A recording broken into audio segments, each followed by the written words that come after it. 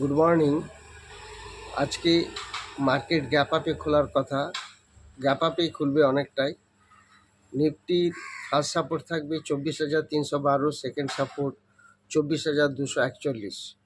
নিফটির resistance থাকবে 24,442 এবং 24,500। Pivot থাকবে 24,370। আজকে নিফটি গ্যাপ আপেই খুলবে। আজকে রেজাল্ট বেরোবে ডিএলএফ,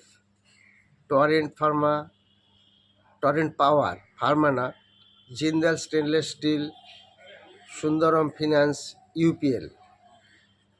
আজকে ডিভিডেন্ড আছে দুটি বড় ডিভিডেন্ড, একটা আইসিআইসিআই ব্যাংকে 12 টাকা এবং কোফোর্জে 4 টাকা। আজকে মার্কেট গ্যাপ আপে খুলবে অনেকটাই, সেটা সব মার্কেট দেখে যা মনে হচ্ছে গ্যাপ আপে খোলার সম্ভাবনা বেশি এবং অনেকটা গ্যাপ আপ। একটি লং টার্ম স্টক বলে দেবো, খেয়াল রাখবেন, আপনারা সাবস্ক্রাইব, লাইক ও শেয়ার করবেন।